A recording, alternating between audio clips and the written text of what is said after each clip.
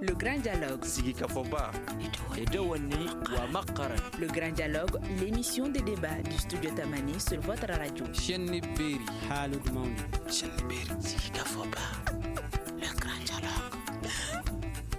Comment évolue la situation sécuritaire au Mali? C'est le thème du Grand Dialogue de ce soir et nous avons 3 spécialistes des questions sécuritaires comme invités. Professeur Issa Ndiaye, universitaire, Dr Ali Tunkara, co-auteur du livre Le djihad à Kemassina dans le centre du Mali, et Mahamadou Djouara, sociologue, chercheur et directeur du cabinet Gaïa. Alors je suis Mouhamadou Touré, chers auditeurs, téléspectateurs et internautes. Je rappelle que vous nous suivez en live sur Facebook. Bonsoir à tous et bienvenue. Le Grand Dialogue. Kidal est une menace pour le Niger et il faut impérativement que l'État malien y reprenne ses droits. Cette déclaration est du président nigérien dans une interview accordée à nos confrères de l'hebdomadaire Jeune Afrique. Dr Ali Tunkara, est-ce que vous pensez que Kidal est une menace pour le Niger? Je pense que le Kidal est non seulement une menace pour le Niger, mais de façon beaucoup plus large. Kidal constitue d'ailleurs une menace pour le Sahel de façon générale. Et pour ce faire, si vous regardez déjà en termes de proximité frontalière, en termes même de couverture sécuritaire, et la mobilité avec laquelle les groupes radicaux violents font également l'objet, naturellement, cette absence prolongée de l'État central à Kidal explique le pourquoi certaines fragilités sécuritaires constitue le quotidien de nos 2 États, le Mali et le Niger.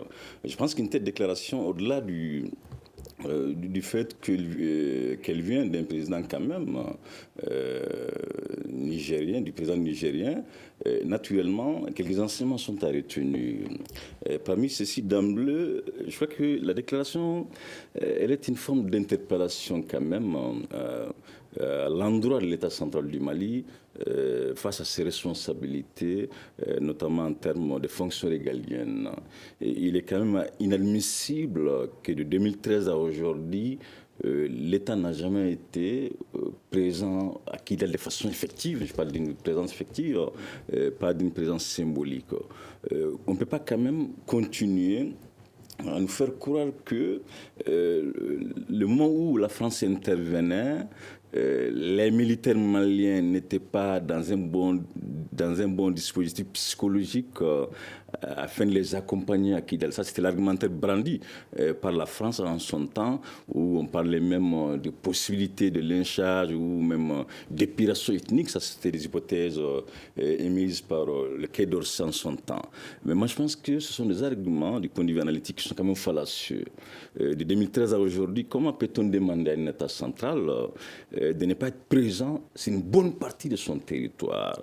Bon, à en croire aux propos de son Excellence l'ambassadeur de la France au Mali, ce n'est pas la France qui empêche le Mali aujourd'hui d'être à Kidal. Si cela est vrai, je pense qu'il est aussi quand même de la responsabilité de l'élite politique, notamment celle au commande aujourd'hui, de dire clairement aux Maliens, notamment à travers leur Parlement, qui est l'Assemblée, quelles sont les raisons objectives aujourd'hui qui expliqueraient le pourquoi aujourd'hui l'État malien peine à exercer son autorité sur Kidal. Je pense qu'une telle déclaration également, de la part du président nigérien, est aussi une forme d'interpellation vis-à-vis de la position ambiguë qu'entretient quand même la France dans le Sahel.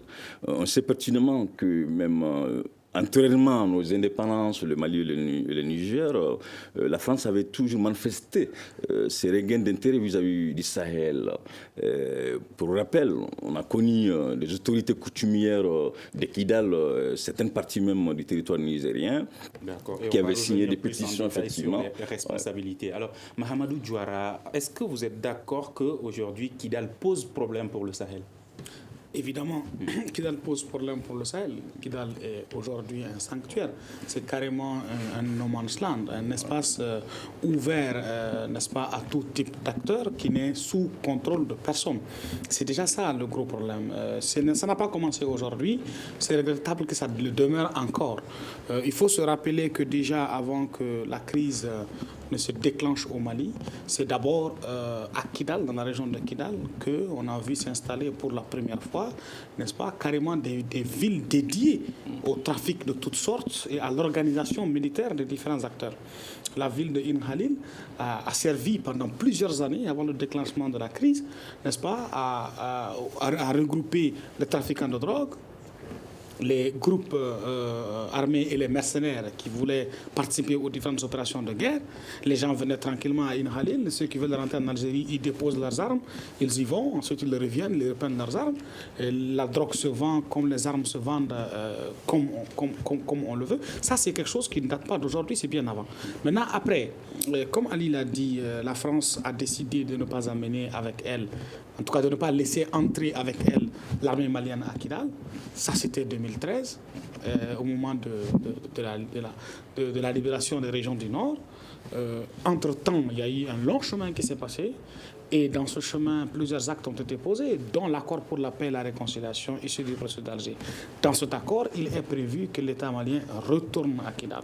Et il y a un premier scénario qui devrait se faire normalement dans les 24 mois après la signature de l'accord, qui marque la période intérimaire, la période dans laquelle on aurait dû normalement avoir les autorités intérimaires, comme on veut les appeler, qui seraient sécurisés par les patrouilles mixtes mises en place par le MOC.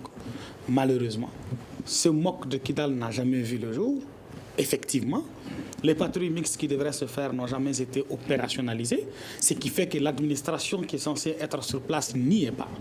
Maintenant, on a dit dans l'accord que les forces armées maliennes vont être redéployées progressivement après reconstitution, sauf que cette reconstitution est retardée par le fait que les différentes parties n'arrivent pas à mettre en œuvre le processus de DDR. Donc, ça ralentit. Et malheureusement, le fait que l'accord ait fixé un cadre du retour de l'État et que l'accord ait conditionné le retour de l'armée d'abord à la reconstitution et l'évolue progressive, constituent des arguments de taille brandis et qui constituent un obstacle pour l'État malien dans son redéploiement à Kidal. Parce que une fois qu'il y a un blocage sur un point de l'agenda, notamment sur le DDR, la reconstitution de l'armée est retardée. Si celle-ci est retardée, eh bien, le redéploiement des forces armées est retardé. Donc, du coup, les gens ont le moyen d'agir sur un seul élément pour remettre en cause plusieurs autres. Et c'est là où il est temps aujourd'hui, pour des besoins sécuritaires qui dépassent l'échelle du Mali, qui couvrent l'ensemble du Sahel, voire d'autres espaces, que la communauté internationale, les parties signataires, tel que l'accord l'a prévu dans son titre 6, puissent se réunir et prendre les mesures qu'il faut en termes de modification, afin que finalement les dispositions du titre 1 qui porte sur la reconnaissance, le respect de l'intégrité du territoire, de l'unité nationale et de la souveraineté de l'État sur le territoire. C'est important de le préciser. On ne s'est pas contenté de dire que le Mali est un État unitaire et que l'intégrité du territoire est garantie. Non. L'accord a précisé dans le titre 1 que la souveraineté de l'État sur le territoire malien ne fait pas l'objet de discussion. Si cela est, cette souveraineté ne peut pas s'exercer en son absence sur une partie du territoire. Donc pour la préservation de ce principe, il est nécessaire aujourd'hui que les parties se retrouvent et prennent les mesures correctives nécessaires sur l'accord, tel que l'accord l'a prévu dans le titre 6, afin que désormais l'État puisse retourner correctement avec son armée dans le cadre qu'il faut. D'accord. Alors, professeur Issa Ndiaye, qui est au téléphone dans ces conditions, comment évolue la situation sécuritaire? Alors, petit problème technique avec le téléphone. Nous allons retrouver professeur Issa Ndiaye dans un instant. En attendant, docteur Ali Tounkara, selon vous, est-ce que la situation sécuritaire au Mali évolue positivement? Alors, c'est important lorsqu'on parle d'une quelconque évolution de la situer dans une temporalité. J'entends par temporalité la venue du président Ibrahim Boubacar Keïta aujourd'hui, quel a été l'héritage sécuritaire également lorsqu'il occupait la fonction présidentielle. Vouloir établir un tel bilan, naturellement, va nous amener à nous inscrire dans une démarche qu'on pourrait la qualifier holistique, c'est vraiment globalisante.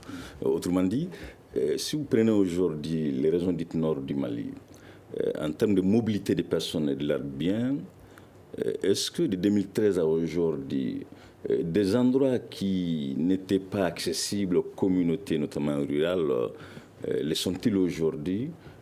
par les différents apports du quinquennat du président Ibrahim Boubacar Keïta, je pense que la réponse elle est sans équivoque. Naturellement, sur ce plan, les communautés ont du mal toujours à s'émouvoir pour des raisons liées à l'insécurité.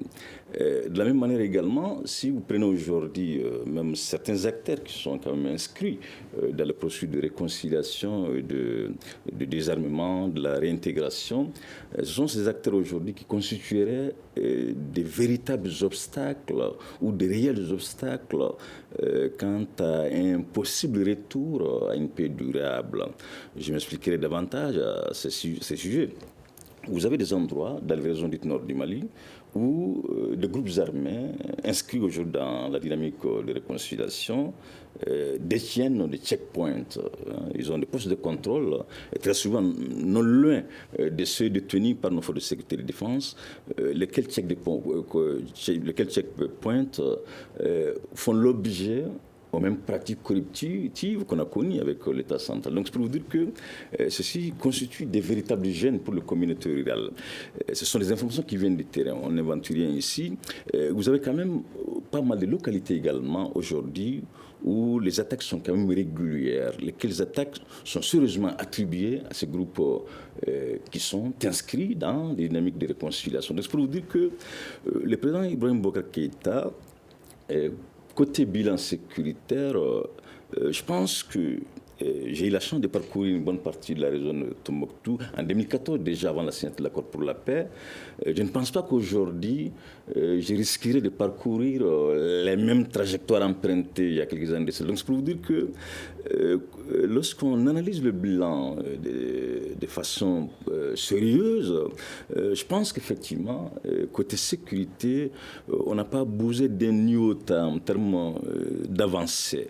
Il ne faut pas être trop aussi radical. Il faut quand même aussi rappeler la nouvelle donne qui est la région de Mopti, appelée communément le centre du pays. Et on va revenir sur le centre tout de suite. Alors, professeur Issa Ndiaye, Mahamadou Issoufi, qui est le président du Niger, estime qu'il faut impérativement que l'État malien reprenne ses droits à Kidal. Alors, qu'est-ce qui empêche l'État malien d'être suffisamment présent aujourd'hui à Kidal, selon vous? Je pense qu'il y a le courage politique essentiellement. Moi, je suis étonné à chaque fois que ce soit les gens du Niger qui haussent le temps et indiquent aux Maliens ce qu'ils devraient avoir comme attitude. C'est très courageux et très loyal de la part des Nigériens. Je pense qu'il y a une sorte, j'allais lâcher le mot, de lâcheté au niveau des Maliens qui ne sont pas capables de défendre leurs propres intérêts.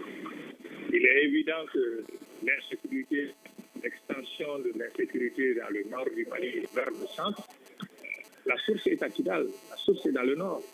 Et qu'il faut traiter cette source-là à Kidal. Je pense que c'est une bonne chose que les Nigériens le rappellent. Mais ça aurait été meilleur si les Maliens eux-mêmes, donc, fermement, disaient qu'il était temps de résoudre ce problème. En désarmant les groupes armés au nord, notamment à Kidal, au besoin par la force. Je pense que dans la mesure où il y a eu déjà des DDR et que les groupes rebelles ont désigné des gens pour intégrer les forces armées de sécurité, il n'y a pas de raison que ces groupes armés restent armés à Kidal et ils fassent la loi. Mais il y a des complicités qu'il faut que le Mali aussi ait le courage de dénoncer, parce que Kidal est sous protection, il faut le dire, française. Si ce n'était pas le cas, le problème aurait été résolu. Mais dans tous les cas, c'est aux Maliens de prendre leur courage et de dire nettement, il est temps maintenant, si l'on veut avancer dans le processus de paix, d'imposer le besoin par la force. Mais selon vous, professeur Ndiaye, qu'est-ce qui empêche les dirigeants maliens d'avoir ce courage que vous leur demandez, d'assumer leur position et de demander le désarmement ou d'exiger même le désarmement de ces groupes armés? L'absence de volonté politique, hein, c'est clair, hein, l'absence de volonté politique. Je suis étonné de voir que même au niveau de la classe politique, c'est rare ceux qui osent dire les choses maintenant. Tout le monde dit la France est un pays ami, la France est un pays ami. Tous les Maliens savent ce que c'est à Kidal, mais personne ne s'assume. Donc il y a un manque vraiment de volonté politique de la part de l'État malien et des Maliens d'une manière générale. Même si c'est souvent les populations qui dénoncent cet état de fait-là, Je pense qu'il est temps que l'État malien et les Maliens s'assument et disent nettement trop c'est trop, il faut arrêter cette histoire-là. Trop c'est trop, il faut arrêter cette histoire-là. Peut-on s'attendre à cela dans les jours à venir, à l'instant là? Vous savez, moi personnellement, je suis de ceux qui pendant longtemps sont restés dans la rue, marcher, contester, protester. Et ma petite expérience m'a montré que ce n'est pas nécessairement, je veux dire, c'est pas nécessairement par cette voie tout de suite qu'on peut espérer avoir le changement. Parce que pour que cela puisse faire un effet, il faudrait qu'il y ait un mouvement, et un vrai mouvement vaste des Maliens qui est également, à la suite de ça, une réelle alternative. Mais quel que soit ce que les populations prendront pour dire trop c'est trop, tant que les dirigeants qui sont à la tête du pays n'ont pas des solutions concrètes en alternative, on va plutôt créer un chaos qu'apporter un changement. C'est pourquoi le défi, je suis très d'accord avec le professeur, c'est une question de courage politique qu'il faut prendre. Mais ce courage politique, il faut le prendre aussi après avoir fait un examen clair de la situation et avoir préparé une alternative concrète à la situation. Si nous demandons aujourd'hui à ce que la France quitte et que notre souveraineté soit respectée, soyons prêts à assumer cette souveraineté. Parce que, je le répète encore une fois, si nous en sommes arrivés à être dans cette situation, c'est parce que quand il aurait fallu assumer notre souveraineté, nous ne l'avons pas fait. Dans ce pays, ici, à Bamako et à l'intérieur du pays, des gens ont appelé leurs enfants pour leur dire « jetez la tenue ». Ni Sarah Maliko la fouillita. Si tu meurs pour le Mali, tu es mort pour rien. Les gens en sont arrivés à un degré où mourir pour la patrie était devenu plus une bêtise qu'un honneur. C'est important de le rappeler. C'est-à-dire que nous devons, et je suis d'accord avec lui quand il interpelle le Malien de façon générale, nous devons nous ressaisir dans notre rapport avec notre patrie et reprendre le sens du patriotisme, reprendre le sens de la responsabilité citoyenne. Je pense que c'est une question très profonde qui doit être débattue au Mali avec courage. Les dirigeants maliens sont les premiers interlocuteurs. Les gens fuient leur responsabilité avec la France. Qu'est-ce qui empêche aujourd'hui? Qu'est-ce que la France a contre ces dirigeants-là qui pourraient les empêcher d'assumer leur courage comme vous le souhaitez? Bon, nous ne sommes pas dans les secrets de Dieu pour savoir ce que les uns ont sur les autres. Ce que nous savons, c'est qu'aujourd'hui, il y a une situation dans notre pays qui est tout simplement inacceptable, qui requiert que l'on prenne le courage à deux mains pour faire face. Maintenant, pourquoi ça ne se fait pas? Il y a des gens qui l'ont fait. Je pense que certains l'ont fait quand ils étaient au pouvoir, mais ils n'y ont pas duré malheureusement. Il faut aller chercher les explications là où elles se trouvent. Dans tous les cas, aujourd'hui, ce qui est nécessaire, c'est que les Maliens reprennent leur rôle de Maliens et qu'ils reprennent leur responsabilité vis-à-vis de la patrie. On ne bâtit pas un pays sans sacrifice. Et la dignité, la liberté, la respectabilité ont un prix qu'il faut accepter de payer en tant que peuple. Quand on refuse de payer ce prix, d'autres le paieront et nous marcherons dessus à leur volonté. Et c'est ce qu'il faut. Parce qu'il ne sert à rien de dire dégager, dégager pour après ne pas s'assumer. Il faut que nous soyons capables de nous assumer, que nous sachions que nous avons une responsabilité devant l'histoire vis-à-vis de ce pays et que cette responsabilité requiert que les choses se passent. Ici, on est arrivé jusqu'à traiter des criminels un Premier ministre qui, sur la mission commandée de son président de la République, s'est rendu à Kidal parce que des gens seraient morts. Mais si les Maliens ne meurent pas pour le Mali, pourquoi vont-ils mourir ? Si des soldats maliens ne meurent pas pour le Mali, pourquoi doivent-ils mourir? À quoi sert la tenue? À quoi sert le serment du soldat au moment de s'enrôler? Il faut que nous nous questionnions sur notre responsabilité vis-à-vis de la patrie. C'est extrêmement important parce que tout le monde se plaît à accuser tout le monde, mais très peu de gens sont capables de se faire face dans leurs responsabilités dans cette histoire. D'accord. Alors, est-ce que les Maliens sont capables de faire face à la situation comme le demande Diawara, docteur Ali? Je crois que la capacité, elle est sans doute, mais sauf qu'elle va avec pas mal d'outils aussi. Je pense que Diawara a mis l'accent sur un aspect qui me paraît important, qui est la notion de sacrifice et de privation. Je reconnais avec le professeur qu'effectivement, la situation kidaloise doit interpeller non seulement l'élite politique, mais dans le même temps les citoyens lambda. Mais je pense qu'à ce niveau, il est quand même important de nuancer les responsabilités. Je ne peux pas comprendre qu'on puisse mettre dans le même sac un apprenti Sotraman, un colonel de la gendarmerie ou un colonel quand même de nos armées. Donc je pense qu'il est extrêmement important aujourd'hui de comprendre quelques éléments pour comprendre davantage pourquoi cette présence aussi accrue de la France dans les régions dites nord du Mali, notamment le cas précis de Kidal. La France, elle est là pour plusieurs raisons. Mais parmi celles-ci, d'emblée, il faut quand même retenir que le terrorisme est une menace qui est sans frontières.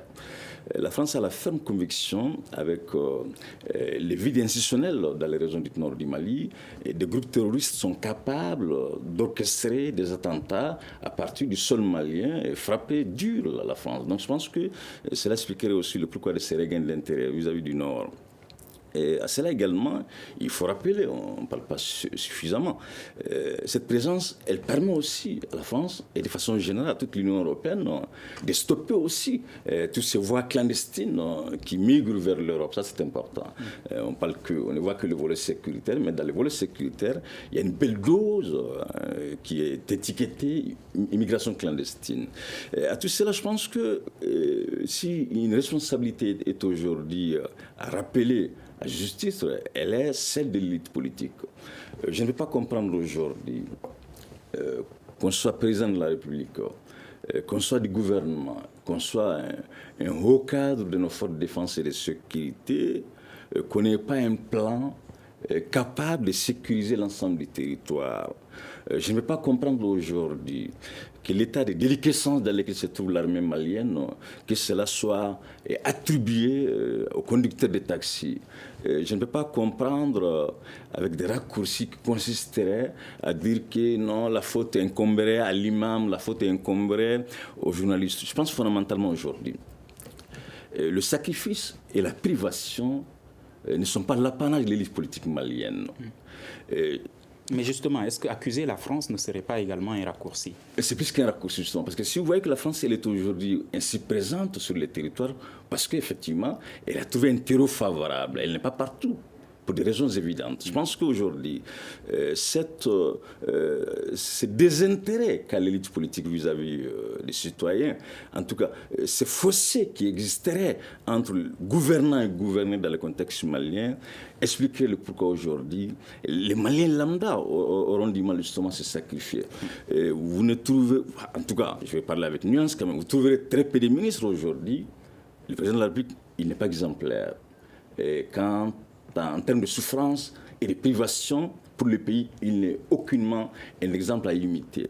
De la même manière également, je ne vois pas aujourd'hui dans l'équipe gouvernementale un ministre qui serait prêt, il faut quand même le dire avec courage, Diouara l'a rappelé, à mourir pour que le Mali soit qu'il est aujourd'hui. Je pense que quand vous avez des hommes et des femmes à la tête d'un État qui ne sont pas prêts à consentir cet effort de privation, même à perdre leur vie, on sait quand même dans l'histoire, quand on s'intéresse même à la France d'aujourd'hui, qui a connu des guerres avec ses voisins. Mais lesquelles guerres ont connu des hommes courageux, ont connu des femmes courageuses de la République française. Mais aujourd'hui, malheureusement, dans le contexte malien, l'élite militaire, elle est désemparée. Elle est sérieusement corrompue, notamment sa hiérarchie. De la même manière également, majoritairement les acteurs qui sont aux commandes aujourd'hui sont dans une négligence absolue. Vous ne pouvez pas comprendre aujourd'hui que ces dirigeants ne partagent rien en commun avec les citoyens lambda. Des hôpitaux en passant par les écoles, en passant par des transports en commun. Comment voulez-vous que ces dirigeants aient une empathie vis-à-vis de communautés rurales notamment? Donc c'est pour vous dire que ce fossé, il est explicable, même si on ne le légitime pas. Mais il y a quand même des raisons évidentes qui font qu'aujourd'hui, l'élite politique malienne, sa hiérarchie militaire serait aucunement prête justement à se sacrifier pour que le Mali soit réellement présent à Kidal aujourd'hui. Et que la stabilité règne dans le pays. Alors, professeur Issa Ndiaye, aujourd'hui, est-ce que vous pensez, comme certains habitants de des régions du nord du Mali, que cette zone est oubliée par les dirigeants maliens vu les mesures et l'évolution de la situation? Bien sûr que c'est le moins qu'on puisse dire, et abandonner à son sort. Je dis encore faute de courage et de volonté politique. Mais je ne suis pas d'accord avec un collègue là qui disait qu'il n'y a pas d'alternative. Il y a une alternative. Hein. Les alternatives sont connues. Je pense que ce qui manque le plus aux Maliens, c'est la volonté, le courage politique. Si on sait quelle est la solution, quel est le problème et quelle est la solution. Le problème est connu, les solutions aussi sont connues. Mais seulement, il manque ce courage et cette volonté politique. De quoi ont-ils peur au juste, professeur Ndiaye?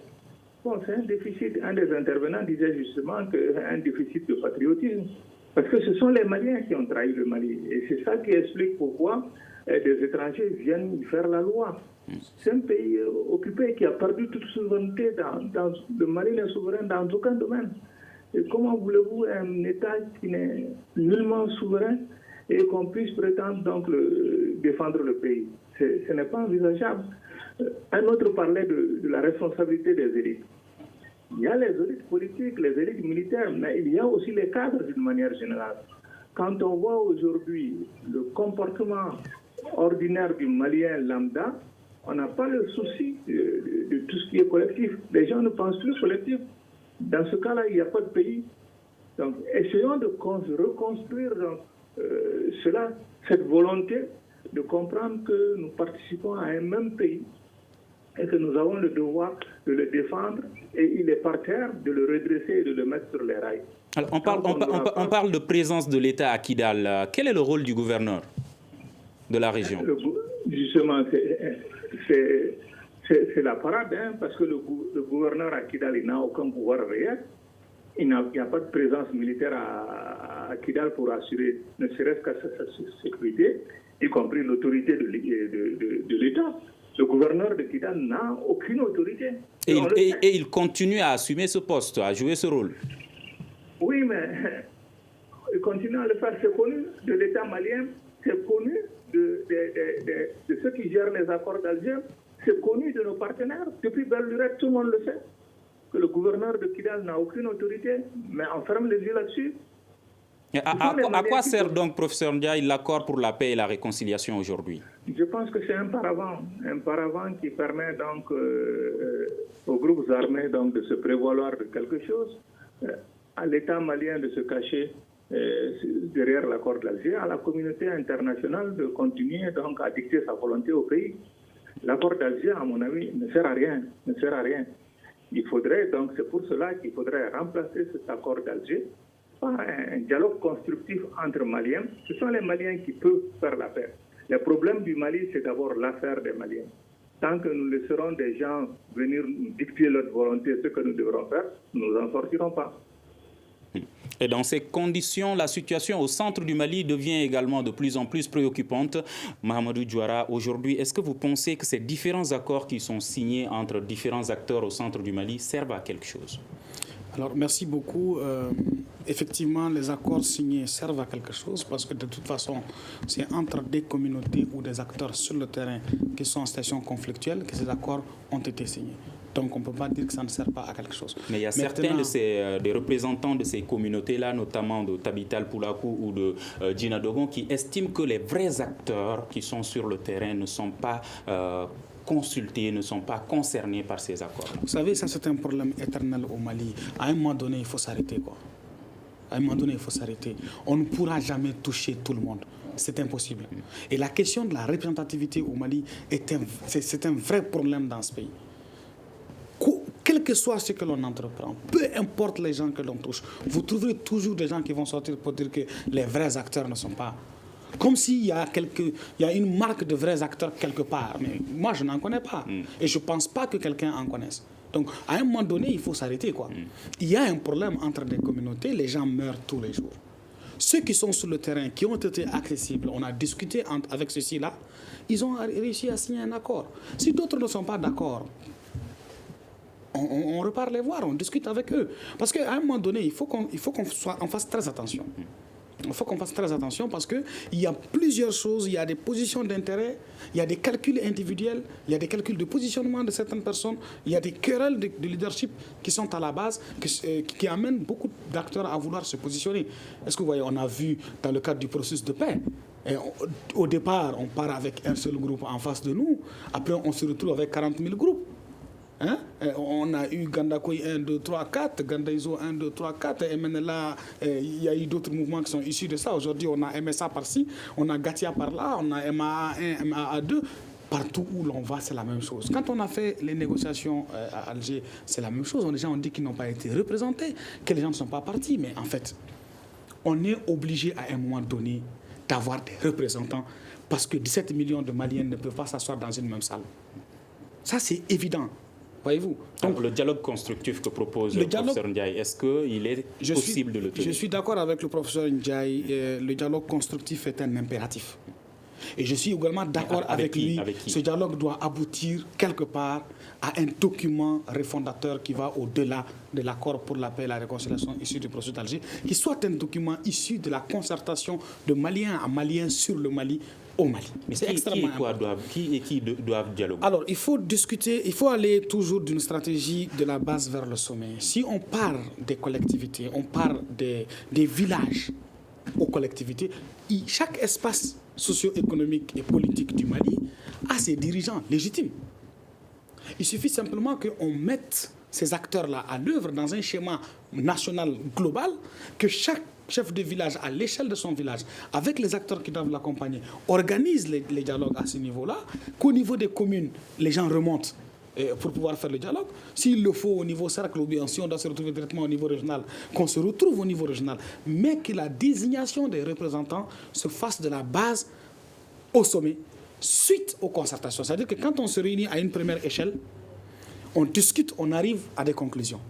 On mandate des gens qui, en notre nom, vont, non pas pour dire ce qu'eux, ils pensent, mais pour aller dire ce que la communauté a reçu comme conclusion.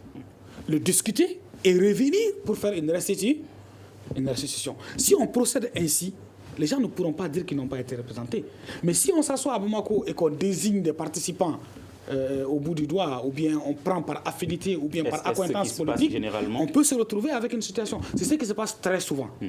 Et malheureusement, ça ne marche jamais. Mais si on permet aux populations, à la base, qui se connaissent, de discuter sur les questions fondamentales les concernant et concernant la patrie, de se faire représenter par ce qu'elle-même population estime pouvoir les représenter, pour venir présenter les conclusions qui sont issues de leur concertation et non venir défendre leur point de vue individuel, alors en ce moment, on aura un dialogue national, participatif et inclusif qui pourra aboutir à quelque chose que les Maliens pourront accepter de façon générale. À un niveau, il faut des représentants, mais il faut que les représentants soient désignés par ceux qui doivent les désigner et dans les conditions qu'il faut. Docteur Ali Tunkara, est-ce que vous pensez que les mesures prises par les autorités maliennes pour faire face à la situation au centre du Mali sont adaptées au contexte? Elles sont à saluer, mais je pense que très rapidement, il faudra que Douala intègre dans son schéma que le terroir n'est pas homogène. Aujourd'hui, la division dont fait l'objet la classe politique malienne, elle est aussi perceptible également quand on questionne les terroirs. Parallèlement à ça, effectivement, s'agissant des décisions prises récemment par l'élite politique, notamment celle au pouvoir, elles sont à saluer. Elles ont quand même permis d'instaurer un début d'accalmie entre les communautés vivant au centre du pays. Mais je pense qu'il faut qu'on accepte aussi des critiques qui viendraient ça et là, qui consisteraient à dire qu'effectivement, les acteurs clés ne sont pas forcément touchés par les différentes initiatives prises ça et là. Qu'est-ce que j'entends par acteurs clés? N'oublions pas quand même que toutes ces situations de conflictualité sont nées à la suite de revendications indépendantistes, émaillées à des questions religieuses, notamment avec les groupes radicaux violents, avec le référendum musulman. Si vous regardez toutes ces offres de dialogue, elle n'intègre pas quand même Hamadoun Koufa, qui est quand même, si vous voulez, qui est le cœur même du problème au centre du pays. C'est vrai, on sait pertinemment que les tensions au centre du Mali... Vous pensez qu'il faut négocier avec Hamadoun Koufa? Ce n'est même pas une question de pensée, c'est indéniable. Pourtant, le président nigérien estime que ce n'est pas envisageable. Je pense que là également, c'est d'où tous les biais dans son analyse. Ce qui est important de négocier, pourquoi il est important aujourd'hui de négocier avec Hamadoun Koufa? N'oublions pas quand même qu'il y a des hommes qui se battent au centre du Mali au nom de sa Katiba, lesquels hommes sont très inquiétants, lesquels hommes aujourd'hui font que les populations ont du mal à s'émouvoir, les populations ont du mal même à cultiver. Donc je pense que si vous surfez sur l'acquis de surface, le fait que de ne vous intéresser qu'aux tensions entre les groupes visibles, naturellement on va oublier l'essentiel qui est la Katiba de Hamadoun Koufa. Je pense que s'il y a des choses à reprocher à ces différentes initiatives, ce sont plutôt les causes profondes toujours que j'aime bien le rappeler. Et dans ces différentes initiatives, vous allez vous rendre compte que l'essentiel de l'offre sécuritaire ou de l'insécurité n'a pas été questionné. J'entends par essentiel. Quelles sont les politiques publiques en matière de pâturage ? Quelles sont les politiques publiques, justement, en matière d'élevage? Quelles sont les politiques publiques en matière même d'agriculture? Je pense que si... Je reviens un peu aux négociations. Si on doit négocier avec Hamadoun Koufa aujourd'hui, qui peut mener ces négociations? Comment le faire? Il y a des autorités coutumières aujourd'hui au centre du Mali qui sont en accointance avec certains éléments de la Katiba de Hamadoun Koufa. On a même des responsables religieux dans nos centres urbains qui seraient très proches de Hamadoun Koufa pour des raisons idéologiques.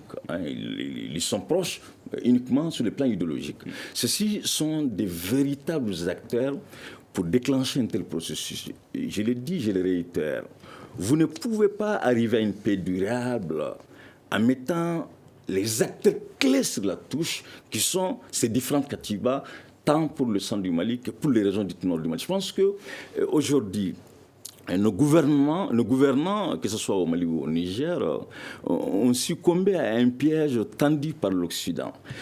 On a vu les Américains en Afghanistan, en Irak, tenir les mêmes discours, les Français également en Syrie, partout, tenir les mêmes discours. Mais au bout du compte, ces différentes puissances militaires ont quand même fini par engager le dialogue avec les groupes radicaux violents. Donc c'est pour vous dire qu'aujourd'hui, nos armées sont dans un état qui ne leur permet pas de faire face à la menace terroriste par la seule voie des armes. L'outil le plus efficace, le moins coûteux aujourd'hui pour nos différents États du Sahel, c'est d'engager le dialogue avec ces acteurs radicaux violents et dans le même temps, tout en tenant compte également du terroir dans les initiatives. D'accord. Professeur Issa Ndiaye, il y a une année, vous remettez en cause la crédibilité, la légitimité de certains leaders religieux. Est-ce que vous pensez que ces leaders religieux aujourd'hui peuvent apporter une contribution positive dans la résolution de la crise au Mali? Je suis sceptique. Je pense qu'il y a une crise globale de la légitimité. Ce ne sont pas seulement les leaders religieux. Quand on regarde aussi les partis politiques qui prétendent donc parler au nom des populations maliennes, en réalité, quel est le score de ces partis politiques aux différentes élections?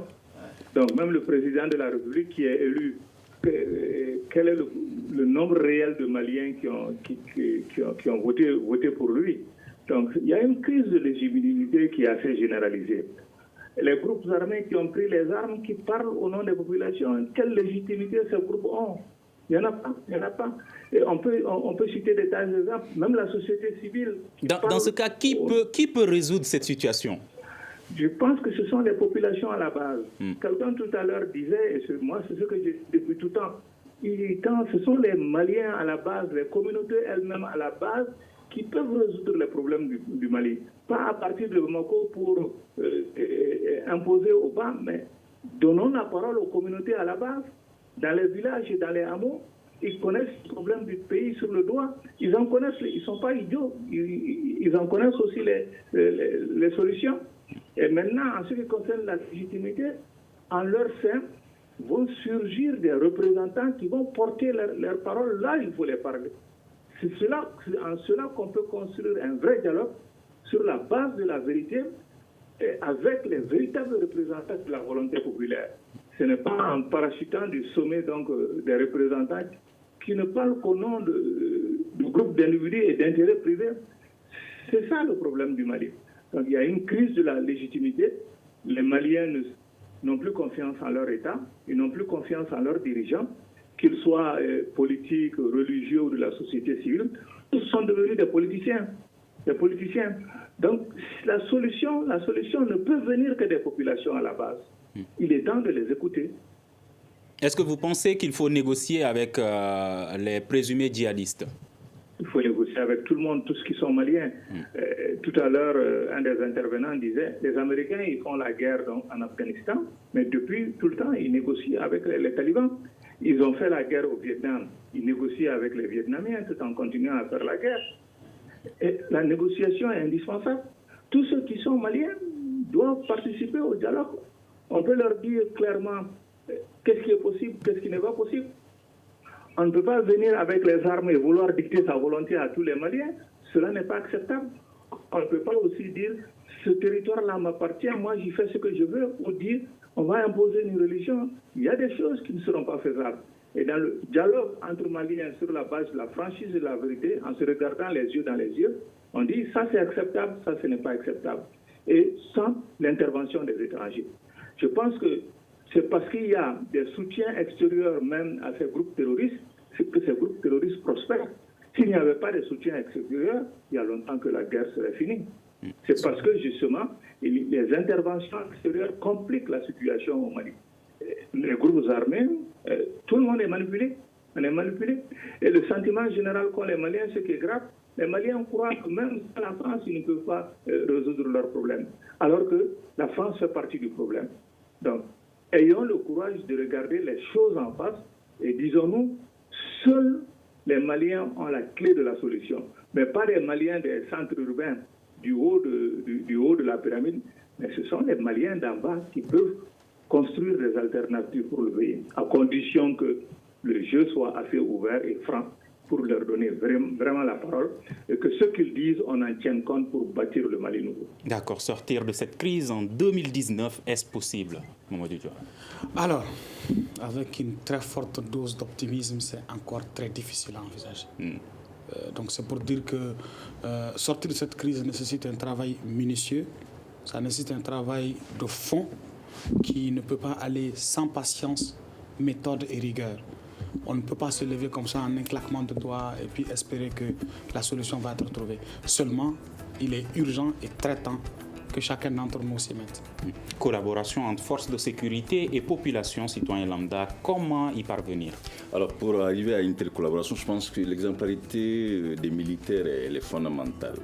Si aujourd'hui les communautés rurales ont quelque chose à les reprocher, c'est le fait que ces militaires, effectivement, majoritairement, ne les rendent pas service. Je pense qu'il faut instaurer cette confiance. Au-delà de cette confiance également, il faut quand même rappeler aussi la responsabilité du terroir. Je ne peux pas comprendre aujourd'hui à combien nos familles ont échoué dans leur fonction éducative. On connaît pertinemment ces jeunes gens, effectivement, qui regagnent les différents groupes radicaux violents, sont quand même avant tout membres d'une famille, laquelle famille est censée léguer les valeurs fondamentales de vivre ensemble. Laquelle famille est censée justement de faire en sorte que cet agent familial puisse incorporer quand même les normes sociétales. Mais je pense que dans nos différentes familles aujourd'hui, cette éducation elle a nettement échoué. D'accord, merci beaucoup. S'informer pour comprendre, dialoguer pour s'entendre. Cette émission, ce grand dialogue, est une des contributions de Studio Tamani pour le retour de la paix et la réconciliation au Mali. Merci à nos invités, professeur Issa Ndiaye, universitaire, docteur Ali Tunkara, co-auteur du livre Le djihad à Kémassina dans le centre du Mali, et Mahamadou Diawara, sociologue, chercheur, directeur du cabinet Gaïa. À la régie vidéo et audio, Peting Diara et Seydou Ndaw. Je suis Mohamedou Touré. À demain pour un prochain numéro du Grand Dialogue de Studio Tamani. Le Grand Dialogue. Le Grand Dialogue, l'émission des débats du Studio Tamani sur votre radio.